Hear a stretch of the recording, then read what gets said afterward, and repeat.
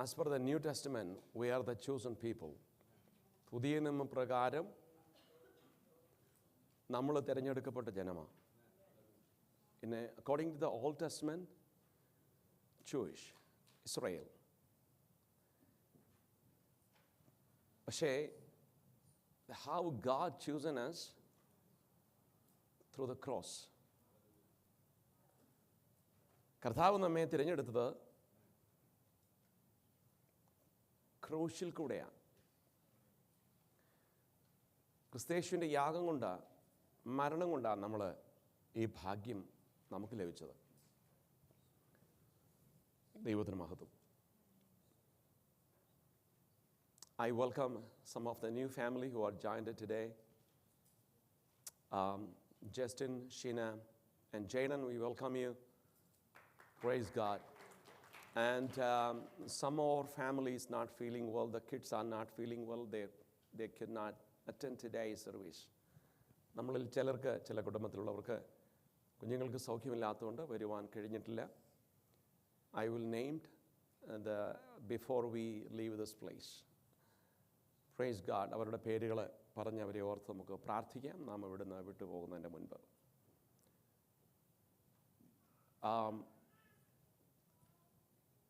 We should always rejoice in God because we saved. നമുക്ക് ഈ വലിയ രക്ഷയുണ്ടായി എന്നുള്ളതൊരു വലിയ ഭാഗ്യമാണ്. As we look around, there are millions and trillions of people unable to find His mercy on their life. കർത്താവിൻ്റെ കൃപയും കരുണയും ഒന്നും രുചിച്ചറിയുവാൻ കഴിയാതെ കോടാനുകോടി ജനങ്ങൾ ഭൂമിയുടെ പല ഭാഗത്തായിരിക്കുന്നു. എന്നാൽ നമുക്ക് കർത്താവായ യേശുക്രിസ്തുവിനെ വിശ്വസിക്കുവാനും and we got a chance to become born again, വീണ്ടും ജനിക്കുവാനും ദൈവം നമുക്ക് തന്ന വലിയൊരു ഭാഗ്യമാണ്. And today I know we are going to share about church. സഭയെക്കുറിച്ച് പറയാനാണ് നമ്മുടെ ഇന്നത്തെ ബൈബിൾ സ്റ്റഡിയിൽ നാം ഉപയോഗിക്കുന്നത്. As we all know, our Bible study will continue in every alternative Sundays. At the time,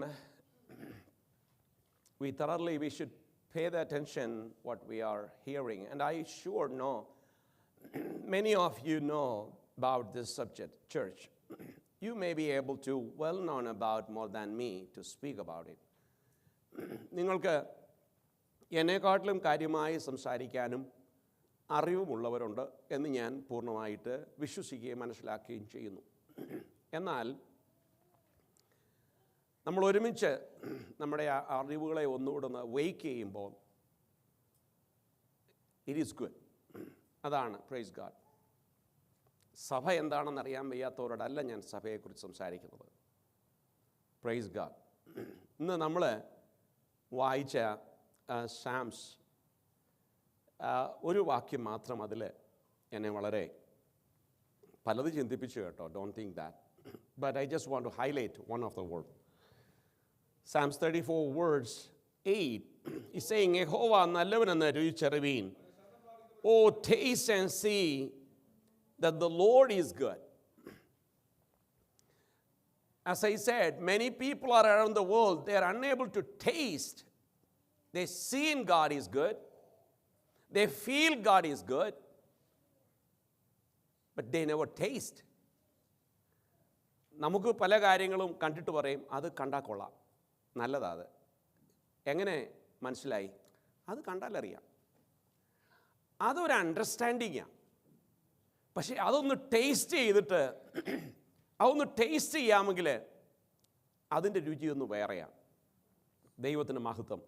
അപ്പോൾ അതിൻ്റെ അർത്ഥം കർത്താവായ യേശുക്രിസ്തുവിനെ കുറിച്ച് ഈ വചനത്തിൽ കൂടെ വേണം ടേസ്റ്റ് ചെയ്യാൻ. Praise God, praise Lord. ഈ വചനത്തിൽ കൂടെ ടേസ്റ്റ് ചെയ്യുന്നതാ ഒരു ഭയങ്കര ടേസ്റ്റ്. വചനം എന്താണോ പറയുന്നത്, if we adopt that, we believe that, that's A great taste. എന്നിട്ട് പറയുന്നു അതിൻ്റെ ഒരു വാക്ക്, അടുത്തതൊന്ന്, 1 Peter chapter 2 verse 3, 1 പത്രോസ് 2-ാം അധ്യായത്തിൻ്റെ 3-ാം വാക്യത്തിൽ പറയുന്നു, കർത്താവ് ദയാലുവെന്ന് നിങ്ങൾ ആസ്വദിച്ചിട്ടുണ്ടല്ലോ. You tasted his kindness. Praise God. ദൈവത്തിന് മഹത്വം. ഇവിടെ പറയുന്നത് യഹോവ നല്ലവനാ, പിന്നെ അവൻ ദയാലുവാ. ഇത് രണ്ടും നിങ്ങൾ ടേസ്റ്റ് ചെയ്തറിഞ്ഞവരാ. Praise God. കണ്ടറിഞ്ഞതല്ല, കേട്ടറിഞ്ഞതല്ല, ഇത് ടേസ്റ്റ് ചെയ്ത് മനസ്സിലാക്കിയതാണ്. ടേസ്റ്റ് ചെയ്ത് മനസ്സിലാക്കുന്ന ദൈവമക്കൾക്കായി ഞാൻ സ്തോത്രം ചെയ്യുന്നു. ആർക്കെങ്കിലും ഈ ഭാഗ്യം, ടേസ്റ്റ് ചെയ്യാനുള്ള ഭാഗ്യം കിട്ടിയിട്ടില്ലെങ്കിൽ, always read the word of God with a spirit. Let the Almighty God's Spirit will interpret, explain you what is the meaning. ഷണ്ണന് തേരിലിരുന്ന് വചനം വായിച്ചു. He was a good reader and as well as he was a good preacher. പക്ഷെ അത്രയും ചെയ്തതുകൊണ്ട് താൻ ഗ്രഹിക്കേണ്ടത് പലതും തനിക്ക് ഗ്രഹിക്കാൻ പറ്റിയില്ല. He was not able to understand what he need to be understand. അപ്പോൾ അതിനൊരു ഇൻ്റർപ്രറ്റർ വേണമായിരുന്നു. അതിന് പരിശുദ്ധാത്മാവ് അയച്ച ഒരുവൻ വന്നതിനെ ഇൻ്റർപ്രറ്റ് ചെയ്തപ്പോൾ പറഞ്ഞു, ഇനിയും എനിക്ക് സ്നാനപ്പെടാനുള്ളതിന് തടസ്സം വല്ലതും ഉണ്ടോ എന്ന് ചോദിച്ചു. സോ ഒരു ആത്മാവിൽ, പരിശുദ്ധാത്മാവിനാൽ ഒരു ഇൻ്റർപ്രിട്ടേഷൻ നടക്കാത്തത് വരെ people are not able to submit themselves. They are not able to understand who they are. അവരാരാണെന്ന് മനസ്സിലാക്കാൻ കഴിയില്ല ഒരു പരിശുദ്ധാത്മാവിൻ്റെ പ്രവർത്തനം ഉണ്ടാകുന്നത് വരെ. Praise God. Let me end up that. Now we back to church. നമ്മുടെ ചർച്ച്, നമ്മുടെ സബ്ജക്റ്റ് ചർച്ച് എന്നുള്ളതായിരുന്നു. ഞാൻ ഒരു ചർച്ചിനെക്കുറിച്ച് വളരെ തിയോളജിക്കൽ ടോക്ക് അല്ല നടത്തുന്നത്. Very simple. ഒരു ദൈവസഭ അറിഞ്ഞിരിക്കേണ്ടത് നമ്മൾ ആരാണ്, നമ്മുടെ ഉത്തരവാദിത്വം എന്താണ്, what is our responsibility, why God called us and what we should do, what we should not do. നമ്മൾക്ക് എന്ത് ചെയ്യാം, എന്ത് ചെയ്യാൻ പാടില്ല, നമ്മുടെ ഇടയിൽ എന്തുണ്ടാകണം എന്നതിനെക്കുറിച്ച് ഒരു ചിന്ത നമുക്കുണ്ടാവണം. ഈവൻ ദോ നമുക്കറിയാമെങ്കിൽ തന്നെ, as we all know, professionals ആയിട്ടുള്ള എല്ലാവർക്കും, എവരി പ്രൊഫഷണൽസ്, എസ്പെഷ്യലി മെഡിക്കലിലുള്ളവർക്ക്, മെഡിക്കലിൽ വർക്ക് ചെയ്യുന്ന nurse, doctor, even related to social worker, അവർക്കൊക്കെ ഒരു ഇയർലി ടെസ്റ്റ് ഉണ്ട്. അത് റിന്യൂ ചെയ്തുകൊണ്ടിരിക്കണം. ചോദ്യം, ഞങ്ങൾ ഈ പഠിച്ചത് തന്നെയില്ലേ ഈ സാധനം? ഇത് പഠിച്ച് RN പാസ്സായി, അല്ലെങ്കിൽ DNB NB ഒക്കെ പാസ്സായി, അല്ലെ ഞാൻ സോഷ്യൽ വർക്ക് MSW ഒക്കെ എടുത്തു, അല്ലെ LSW എടുത്തു. Why should I do it again every year? എന്തുകൊണ്ടാണ് പിന്നെയും ഈ ലൈസൻസ് റിന്യൂ ചെയ്യുക? എന്തിനാ അതിൻ്റെ ആവശ്യം? ഡോക്ടർ പഠിച്ചവർ, അവർക്കൊക്കെ ലൈസൻസ് റിന്യൂ ചെയ്യണം. ചോദിക്കുന്നത്, sir, I know about this all things and I am daily work, that's my daily routine work, what I am doing. ഞാൻ ഈ ചെയ്യുന്നത് അത് തന്നെയാണ് ചെയ്യുന്നത്. പിന്നെ ഇതിൻ്റെ അകത്തിനി എനിക്കൊരു ഇയർലി എന്തിൻ്റെ ടെസ്റ്റിൻ്റെ ആവശ്യമാണ്? അതിനൊരു ഉത്തരവുണ്ട്. നീ എല്ലാ കോർണറിലും എത്തണ്ടി പോലെ നിൻ്റെ മൈൻഡ് വർക്ക് ചെയ്യുന്നുണ്ടോ എന്നറിയാൻ വേണ്ടിയാണ് ആ ഒരു കുറച്ച് ക്വസ്റ്റ്യൻസ് ഇട്ടിട്ട് നമുക്ക് വീണ്ടും ആ സർട്ടിഫിക്കറ്റ് അല്ലെങ്കിൽ അത് റിന്യൂ ചെയ്ത് തരുന്നത്. ലൈക്ക്വൈസ് ദൈവമക്കളാകുന്ന നമുക്ക് അറിയാവുന്ന വചനമാണെങ്കിൽ പോലും അതിനെ ഒന്ന് ഓർമ്മപ്പെടുത്തുമ്പോൾ it can be change, it can be come in a different angle. അത് വേറൊരു നിലയിൽ നമ്മളിൽ സ്ലീപ്സ് എല്ലാം ഇരിക്കുന്നതിനെ ഒന്ന് അവേക്ക് ചെയ്യാൻ പറ്റും. ദൈവത്തിന് മഹത്വം. നമുക്കറിയാം, കർത്താവായ യേശു ക്രിസ്തു പറഞ്ഞ ഒരു വാക്കിൻ്റെ അടിസ്ഥാനത്തിലാണ് സഭ എന്നുണ്ടാകാൻ കാരണം. സോ സഭയ്ക്ക് പ്ലാൻ ഇട്ടത് ആരാരെന്നറിയാമോ? ആരുടെ ഐഡിയ ആയിരുന്നു സഭ? കർത്താവായ യേശു ക്രിസ്തുവിൻ്റെ ഐഡിയ ആയിരുന്നു സഭ. ആ ഐഡിയ ഉണ്ടായിരുന്നത് കൊണ്ടാണ്. കാരണം ഇതാരുടെ? യേശു ക്രിസ്തുവിൻ്റെ ഐഡിയ എവിടുത്തുള്ള ഐഡിയ? പിതാവായ ദൈവത്തിൻ്റെ ഐഡിയ ആയിരുന്നു. എന്നെ ആദരിക്കുന്ന ദൈവജനത്തിൻ്റെ മുൻപാകെ, എൻ്റെ ജനത്തിൻ്റെ മുൻപാകെ ഞാൻ ഇറങ്ങണം എന്നുള്ളത്. അത് ദൈവത്തിൻ്റെ, പിതാവായ ദൈവത്തിൻ്റെ വലിയൊരു പ്ലാനായിരുന്നു. I should show my presence in midst of my people. Praise God. അത് പിതാവിൻ്റെ ഒരു വലിയ ആഗ്രഹമായിരുന്നു. അങ്ങനെയാണ് പിതാവായ ദൈവം അതിനുള്ള വഴികളൊക്കെ ഒരുക്കിയിട്ട് പറഞ്ഞു, ഞാൻ നിങ്ങളുടെ ഇടയിൽ വസിപ്പാൻ എനിക്കൊരു ആലയം അല്ലെങ്കിൽ പ്ലേസ് ഉണ്ടായിരിക്കണം. അപ്പോൾ അന്ന് ദൈവം ഇറങ്ങി വസിച്ചുകൊണ്ടിരുന്നത്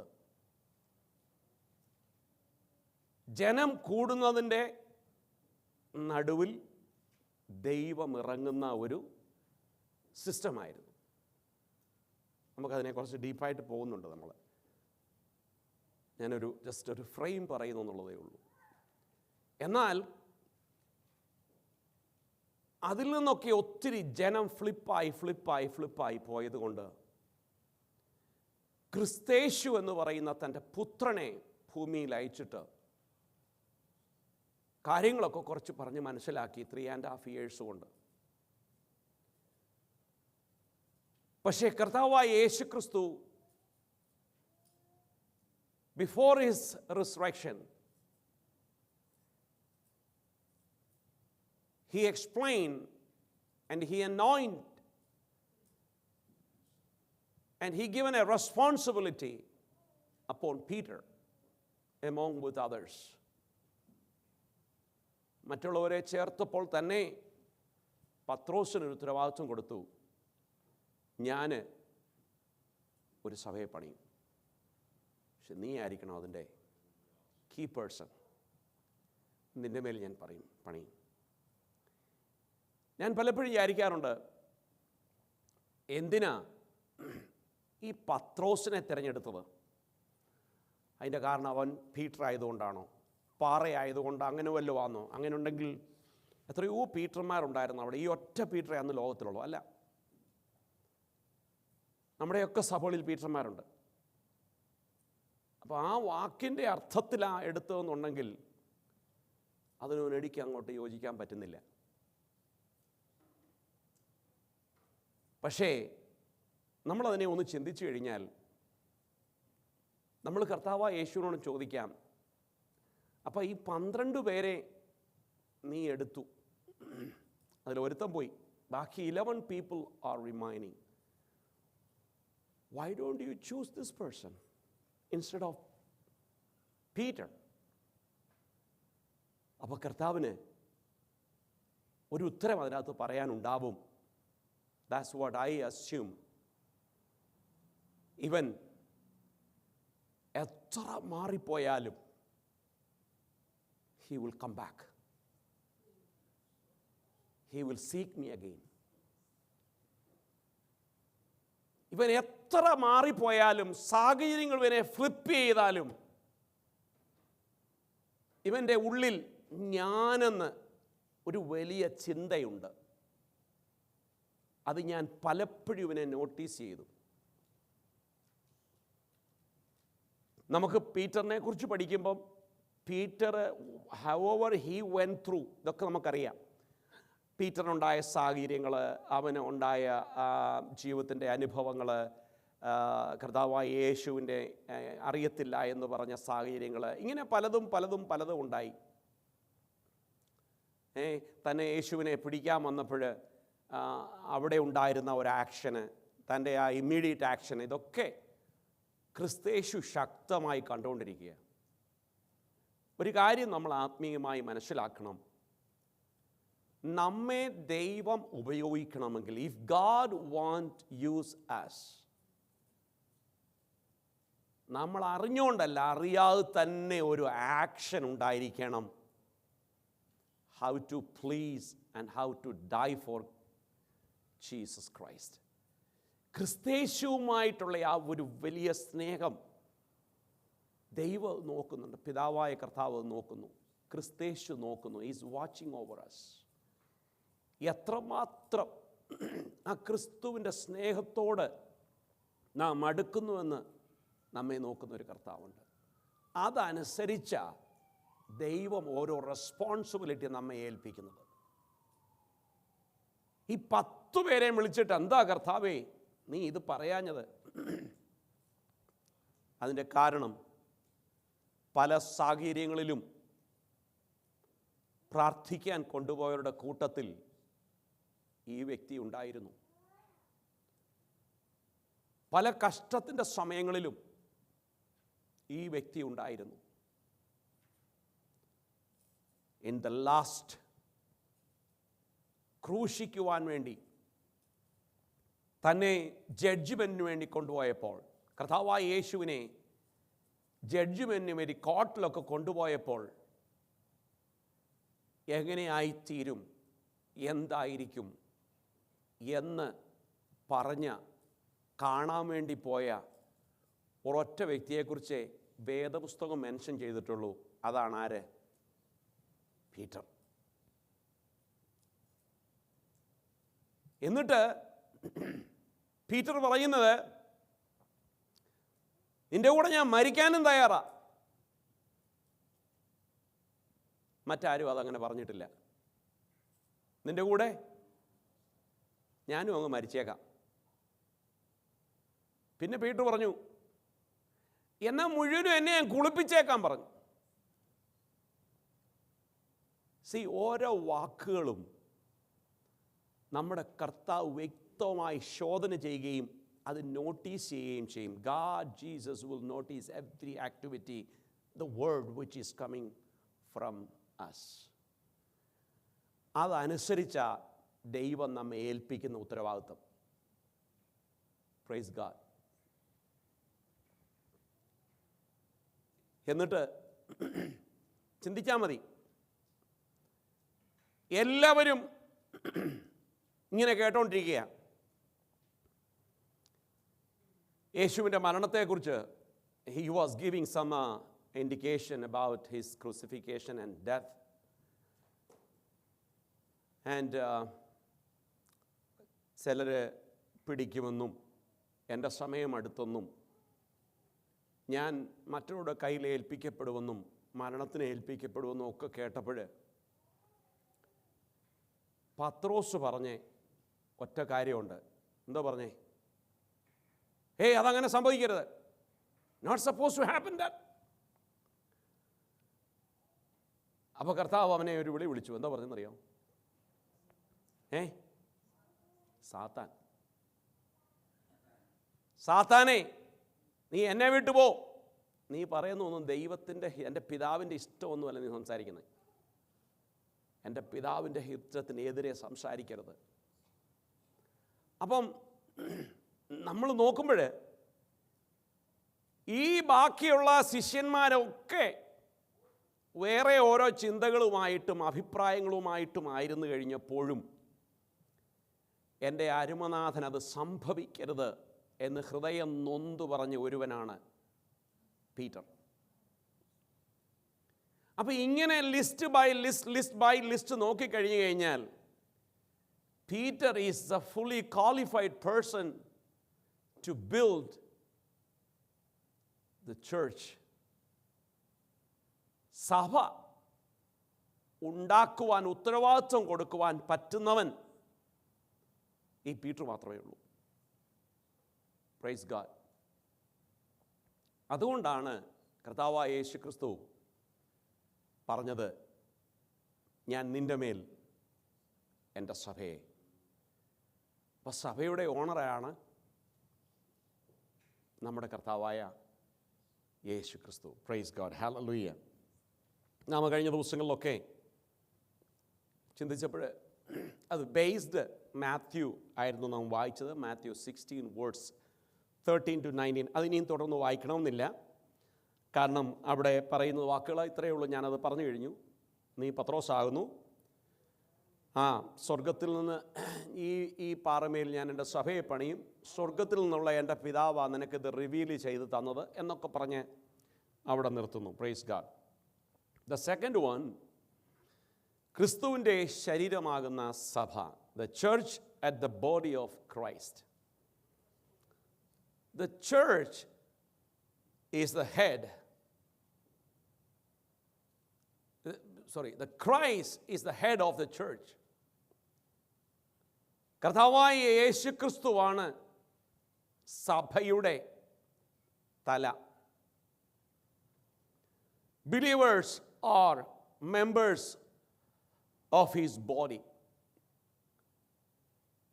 വെറുതെയുള്ള ബിലീവേഴ്സ് അല്ല. കർത്താവായ യേശു ക്രിസ്തുവിനെ രക്ഷകനായി സ്വീകരിച്ച, You are my Lord, I believe you.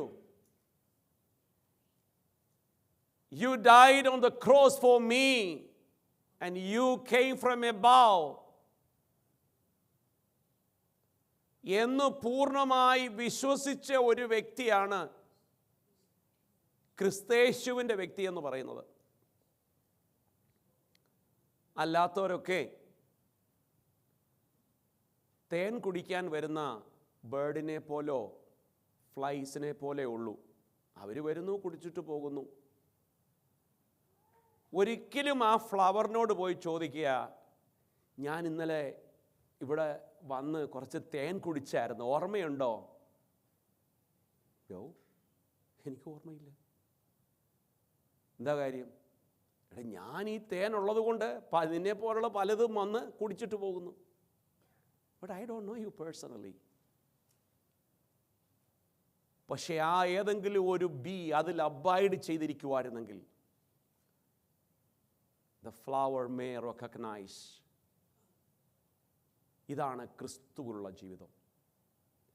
ക്രിസ്തുവിൽ എന്തെങ്കിലും അനുഭവിക്കും, പ്രാർത്ഥിച്ചാൽ പ്രതിഫലം കിട്ടും, രോഗസൗഖ്യം കിട്ടും, വീട്ടിലെ സമാധാനം ഉണ്ടാകും. തീർച്ചയായിട്ടും കർത്താവായ യേശു ക്രിസ്തുവിൻ്റെ പ്രത്യേകതകളിൽ ഒന്നാണ്.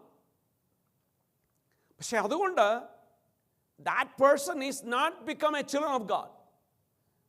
ആ വ്യക്തി കർത്താവായ യേശു ക്രിസ്തുവിൻ്റെ പൈതലല്ല. Always, ഞാൻ എപ്പോഴും I always bring one example. I think that's one of the best example what I'm trying to say. I said multiple time. അപ്പോൾ നമുക്കൊരു പുരുഷനെയോ ഒരു സ്ത്രീയോ സ്നേഹിക്കാം. We can love anyone in this world, no matter what color they are, no matter what language or culture, no matter how they are beauty or not beauty.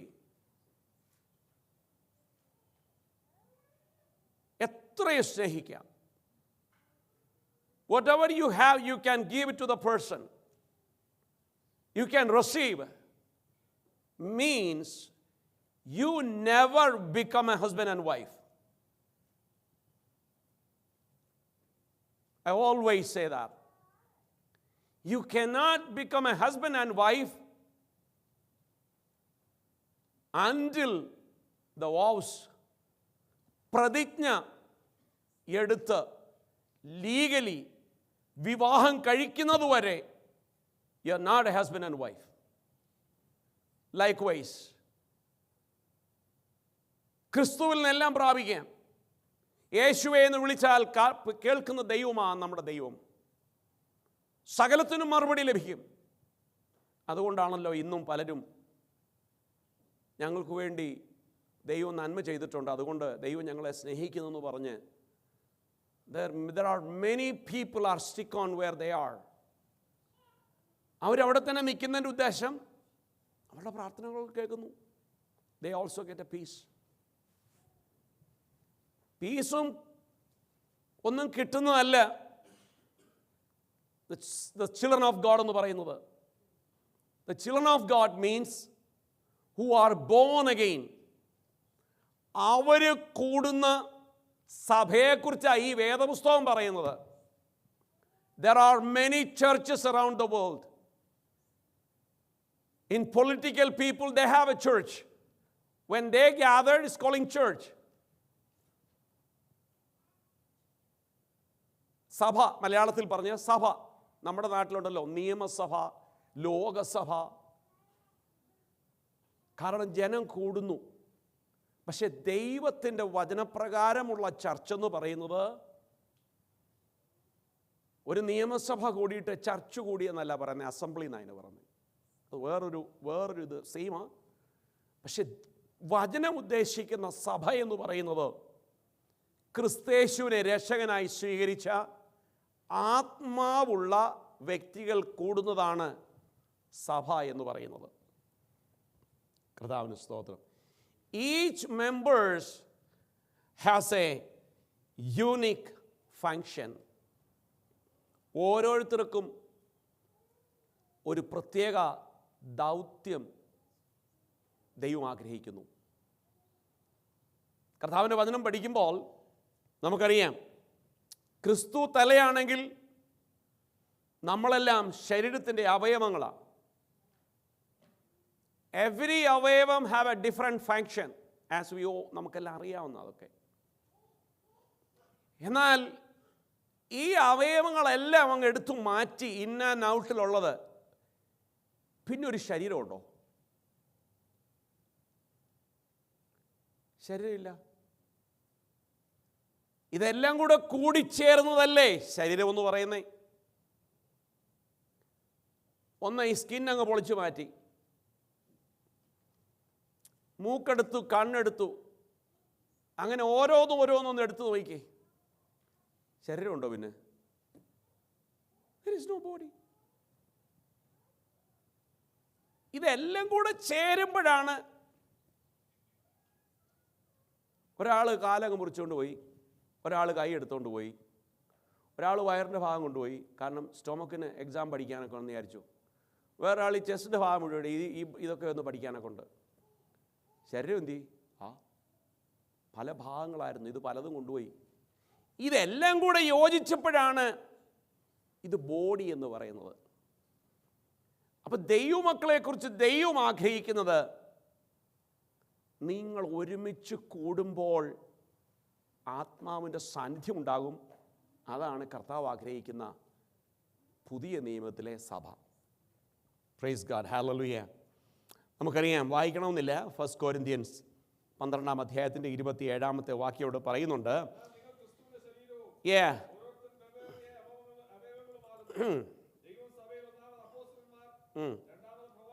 അപ്പോൾ അവിടെ കുറേ ഒരു systematically ആ സഭ പോകേണ്ടത്. അവിടെ ചില കൃപാവരങ്ങളുള്ളവർ ആ ദൈവസഭയിൽ ഉണ്ടാകണം. Praise God. 1 കൊരിന്ത്യ ലേഖനം 12-ാം അധ്യായം, 1 Corinthians chapter 12 verse 27 is saying that, എന്നാൽ നിങ്ങൾ ക്രിസ്തുവിൻ്റെ ശരീരവും ഓരോരുത്തൻ വെവ്വേറെയായി അവയവങ്ങളുമാകുന്നു. സോ ഒരു പാർട്ടും ഈക്വൽ അല്ല.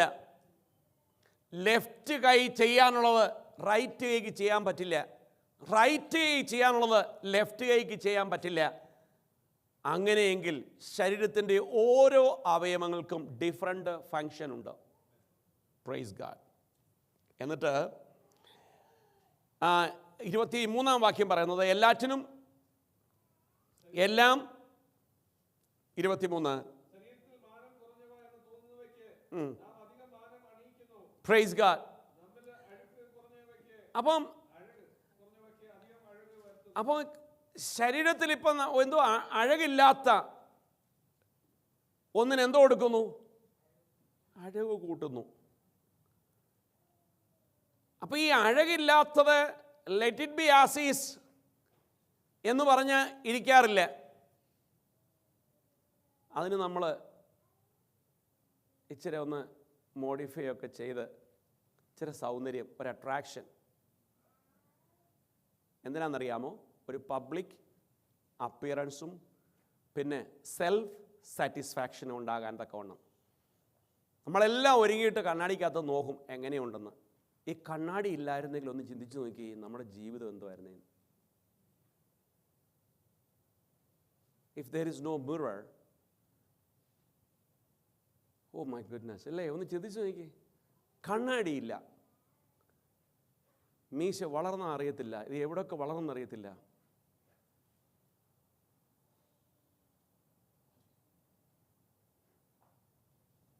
കണ്ണാടി കണ്ടുപിടിച്ചവർക്കായി സ്തോത്രം, ദൈവത്തിന് സ്തോത്രം. അങ്ങനെയെങ്കിൽ ഈ വചനത്തിൽ കൂടെ നമ്മെ തന്നെ നമുക്ക് മനസ്സിലാക്കാൻ പറ്റണം. അതാണ് ഒരു സഭയിലെ ദൈവമക്കളുടെ ഉത്തരവാദിത്വം. എങ്കിൽ മാത്രമേ എനിക്കെവിടാണ് അഴക് കുറഞ്ഞത് എന്ന് തോന്നത്തുള്ളൂ. You understand what I'm saying? നമ്മുടെ ആത്മീയ ജീവിതത്തിൻ്റെ അഴക്, the beauty, എവിടെയാണ് കുറഞ്ഞതെന്ന് മനസ്സിലാക്കണമെങ്കിൽ you should have a mirror. What kind of mirror? The word of God. അതുണ്ടെങ്കിൽ നമുക്ക് മനസ്സിലാകും. ഞാൻ ചോദിക്കട്ടെ, നമുക്ക് എല്ലാവർക്കും, ചിലർ പറയാറുണ്ട് ഞാൻ 23 പ്രാവശ്യം ബൈബിൾ വായിച്ചു, 70 പ്രാവശ്യം ബൈബിൾ വായിച്ചവർ എന്നോട് സംസാരിച്ചിട്ടുണ്ട്.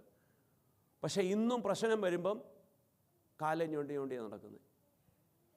ഇന്നും പ്രശ്നം വരുമ്പം മൂലയ്ക്ക് പോയിരിക്കും. ഇന്നും പ്രശ്നം സഭയിൽ വരത്തില്ല. ഇന്നും പ്രശ്നം ഒന്നുമില്ല. നീ വായിച്ചതൊക്കെ എന്ത് ചെയ്യുക?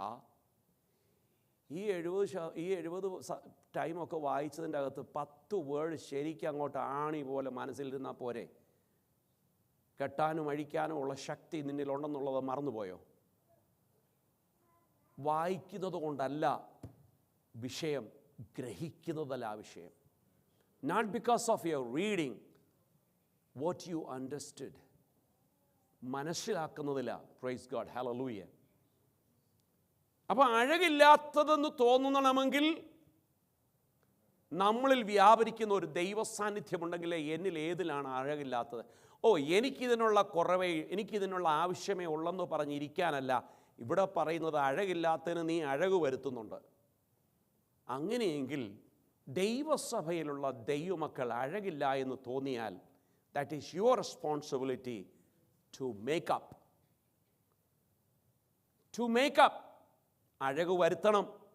അല്ലാതെ എനിക്കിതേ ഉള്ളൂ എന്ന് പറഞ്ഞിരിക്കാനല്ല. ദൈവസഭയിലുള്ള ദൈവമക്കളെക്കുറിച്ച്, അവയവങ്ങളെക്കുറിച്ച്, ബോഡി പാർട്ടിനെക്കുറിച്ച് ദൈവം ആഗ്രഹിക്കുന്നത്. Price God.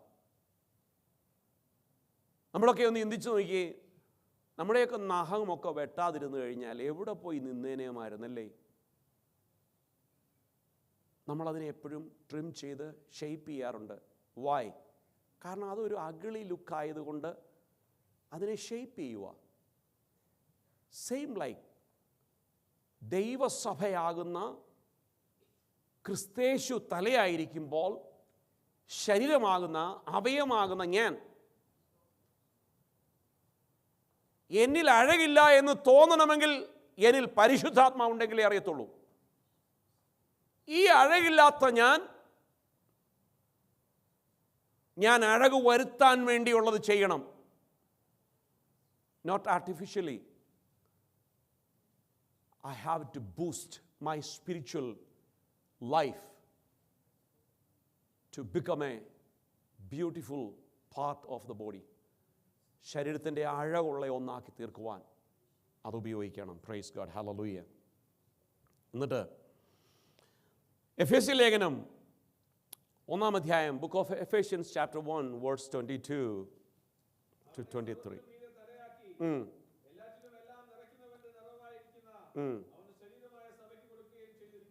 Price God. ഇത് നമുക്ക് ലഭിച്ചിരിക്കുന്നതാകട്ടോ. ഈ തലയിൽ നിന്ന് വേണം മുഴുവൻ ശരീരത്തോട്ട് ഓർഡർ കൊടുക്കാൻ, കമാൻഡ് ചെയ്യുവാൻ. അപ്പോൾ ദൈവമക്കളായിരിക്കുന്ന നാം ചെയ്യുന്ന ഓരോ കാര്യങ്ങളും ക്രിസ്തുവിൽ നിന്ന് പ്രാപിച്ചിരിക്കണം. തലയുമായിട്ട് നല്ല ബന്ധമുണ്ടായിരിക്കണം.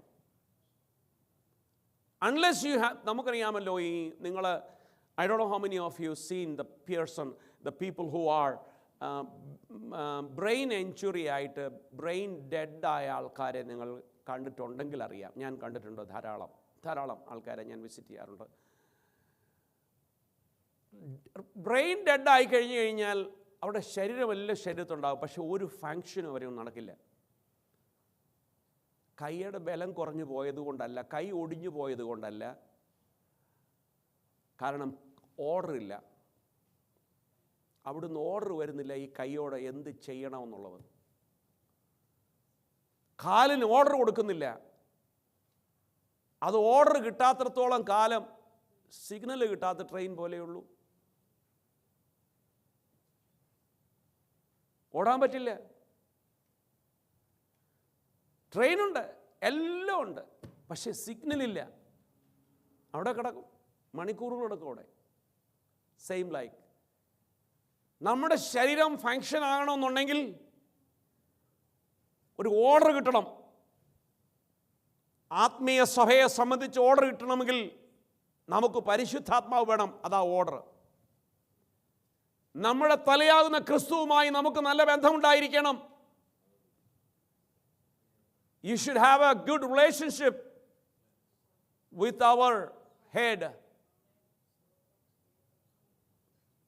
അപ്പോഴാണ് ദൈവാത്മാവ് നമ്മോട് പറയും, hey, pray, hey, preach, act, cast, rebuke, stand up, act right now, be silent.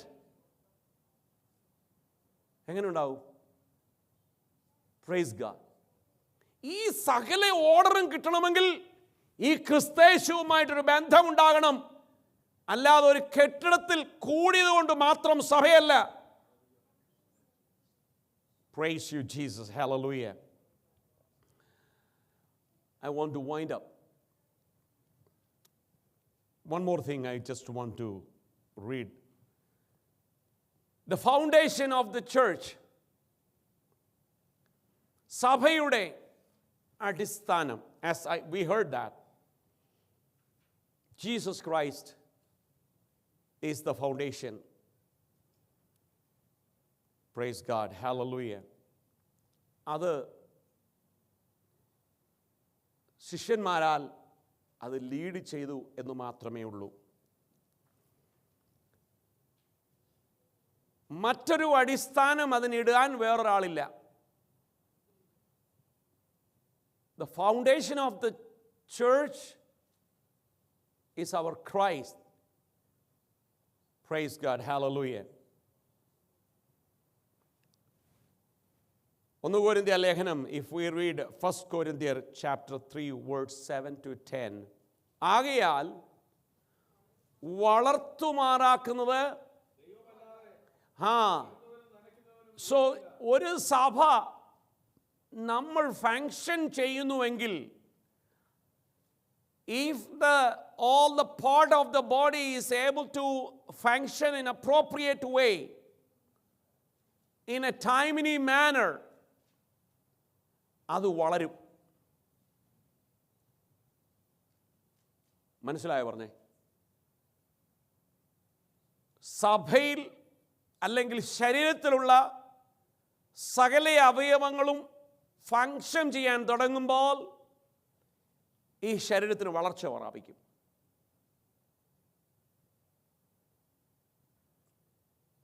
ഉദാഹരണം,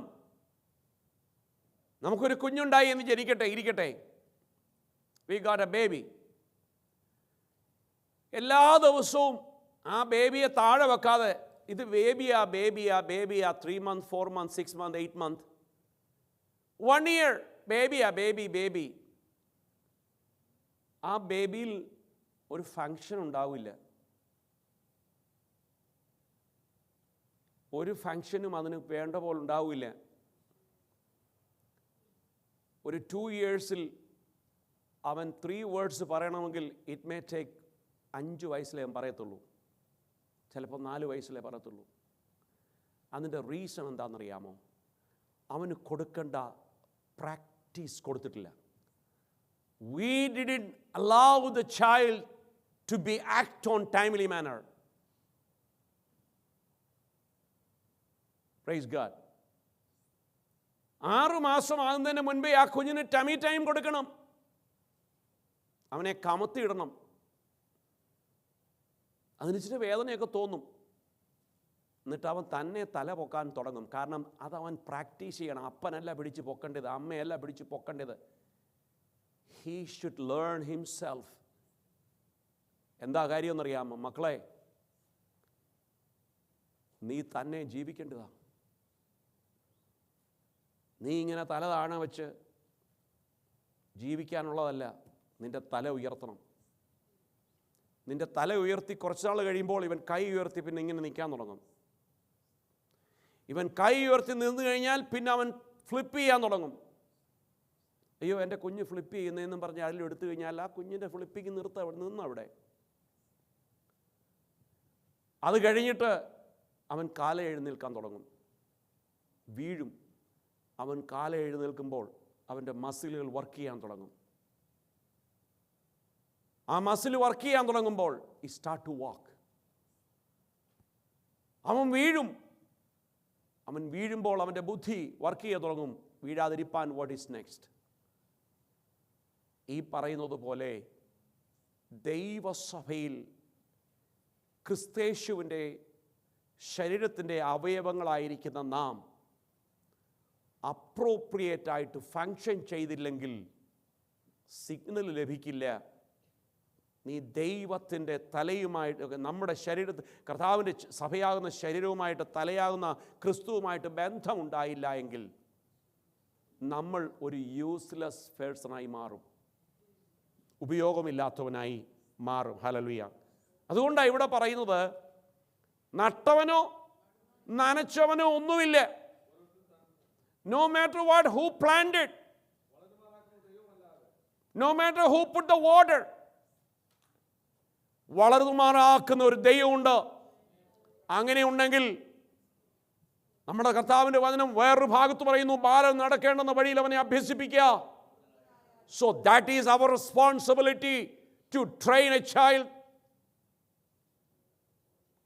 അല്ലാതെ അവൻ വളർന്നോളും, അവൻ പാടിക്കോളും, അവൻ ആരാധിച്ചോളും. No way, no way. ദൈവത്തിന് മഹത്വം. ഞാൻ എൻ്റെ വാക്കുകളെ നിർത്തുകയാണ്. എന്നിട്ട് പറയുന്നു, 10-ാം വാക്യം എന്താ പറയുന്നറിയാമോ? കണ്ടോ, എനിക്ക് ലഭിച്ചിരിക്കുന്ന ദൈവ കൃപയ്ക്കൊത്തവണ്ണം ജ്ഞാനമുള്ള ഒരു പ്രധാന ശില്പിയായി. Praise God. ഇതാണ് ഒരു ദൈവവൈതലിൻ്റെ മനസ്സിലെ ആഗ്രഹം. ഒന്ന്, അവന് ദൈവകൃപയുണ്ടാകണം. 2, അവന് ജ്ഞാനമുള്ള ഒരു ഹൃദയമുണ്ടാകണം. എന്താ ഈ ജ്ഞാനമുള്ള ഹൃദയം?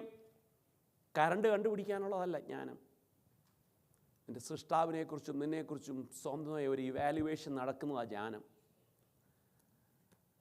Am I pleasing my God? That is the one of the part of ജ്ഞാനം.